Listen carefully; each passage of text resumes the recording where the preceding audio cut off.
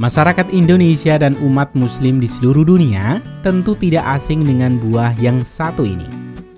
Buah kurma selain memiliki nilai sunnah dalam mengkonsumsinya, kurma juga terbukti memiliki banyak manfaat untuk kesehatan.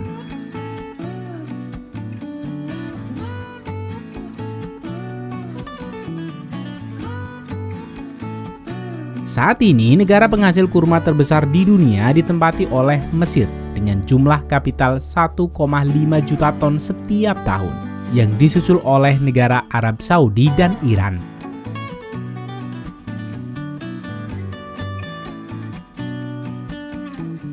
Kali ini, rekayasa teknologi akan mengajak kamu mengunjungi perkebunan kurma di negara Jazirah Arab.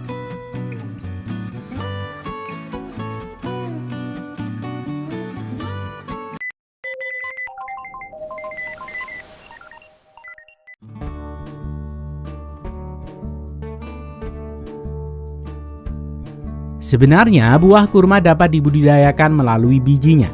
Namun untuk produksi skala besar seperti ini, pengadaan bibit pohon akan dilakukan dengan metode kultur jaringan.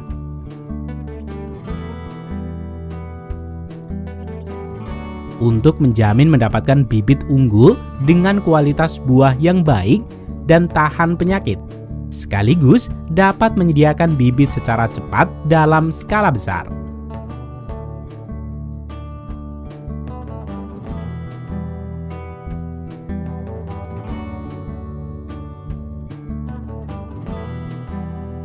Setelah petani memastikan suplai bibit kurma yang cukup, petani akan membuat perencanaan tata letak dan seberapa luas area perkebunan pohon kurma ini.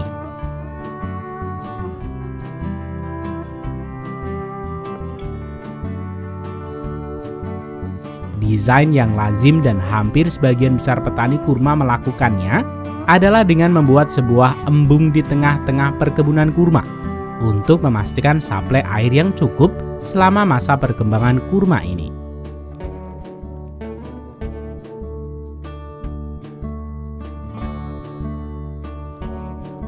Di perkebunan yang lebih modern, distribusi air sudah dilakukan dengan pipa-pipa yang terbentang di sepanjang kebun dan dapat menyemprot secara otomatis sesuai program perkembangan dari pohon kurma.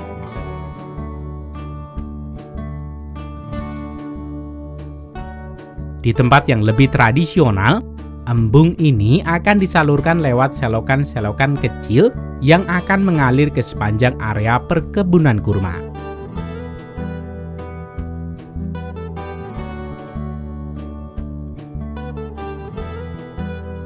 Tidak seperti pohon buah lainnya yang memproduksi putik dan benang sari dalam satu pohon, sehingga mempermudah pembuahan. Pohon kurma merupakan tanaman berumah dua, sehingga pohon betina yang menghasilkan putik terpisah dengan pohon jantan yang menghasilkan benang sari. Kondisi ini perlu diperhatikan oleh petani sehingga dapat mengatur jumlah yang cukup untuk perbandingan pohon betina dan pohon jantan.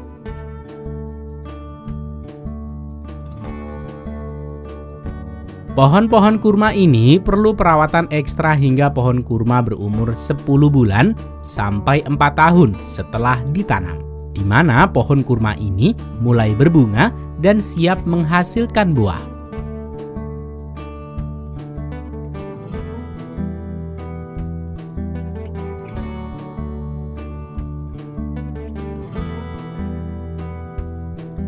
Umumnya, perkebunan kurma mulai menghasilkan bunga pada bulan Maret.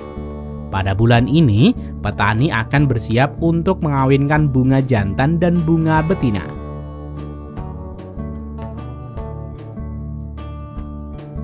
Bunga jantan yang siap untuk dikawinkan ditandai dengan munculnya serbuk sari dari rumahnya. Dan apabila serbuk sari ini sudah muncul sempurna, akan menarik lebah untuk mendekatinya. Seorang pekerja akan memanjat dan memotong bunga jantan ini untuk selanjutnya diambil per 4 helai serbuk sari untuk setiap tangkai bunga betina.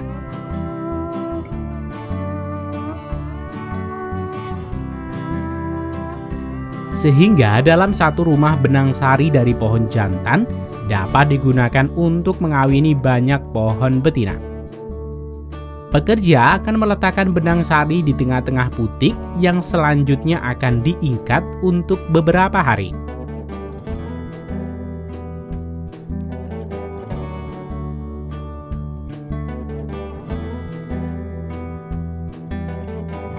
Setelah buah terbentuk dan mulai mencapai tahap berat tertentu, beberapa buah akan disingkirkan untuk menghasilkan buah terbaik.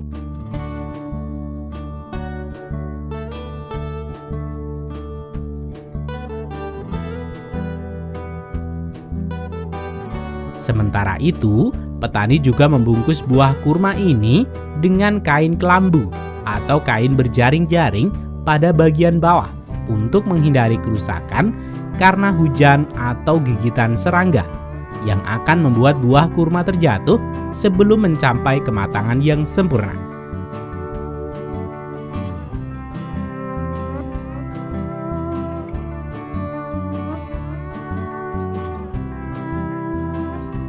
Pada tahapan ini, penting bagi pohon kurma untuk mendapatkan sinar matahari yang cukup dan suplai air yang memadai untuk menghasilkan buah kurma yang sehat dan besar.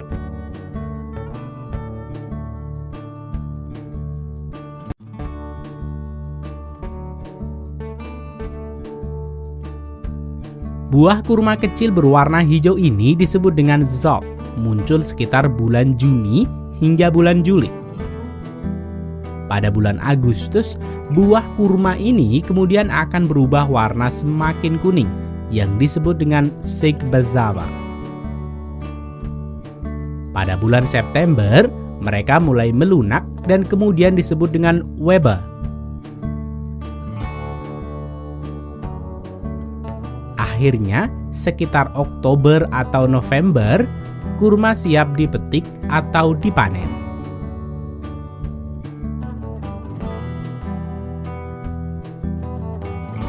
Pada musim panen seperti ini, petani tradisional akan menunggu waktu kematangan sempurna untuk setiap kurma pada satu tandan. Yang selanjutnya, petani akan memanjat dan memetiknya dengan memotong pada pangkal tandan kurma.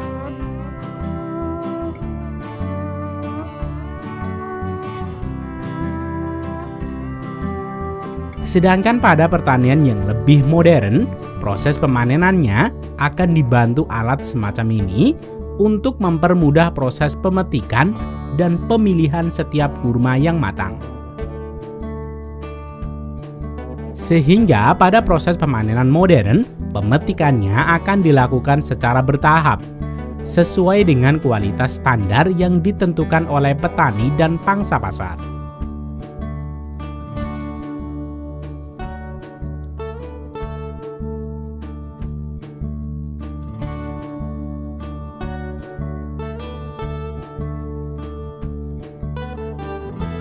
Selanjutnya, kurma-kurma ini akan dimasukkan ke konveyor berjalan di mana pekerja wanita akan mensortir berdasarkan kelembutan dan kekeringan buah kurma. Selanjutnya, kurma yang sudah dipilih akan dipacking.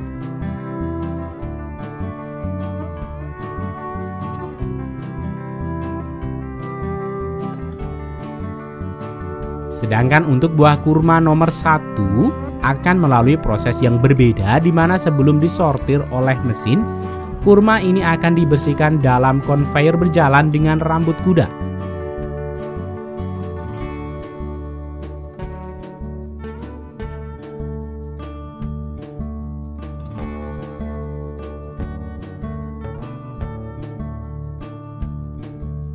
Setelah dibersihkan dan disemprot, kurma ini akhirnya melewati scanner otomatis yang akan memantau dengan infrared untuk melihat kondisi dan bentuk kurma. Pada area scanner ini, kurma akan diputar sehingga tidak ada sisi yang tidak terpantau.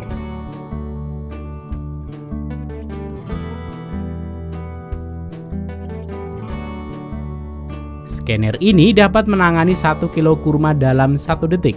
Informasi kurma yang didapat akan dikirim ke komputer pusat dan dikumpulkan serta dieksekusi.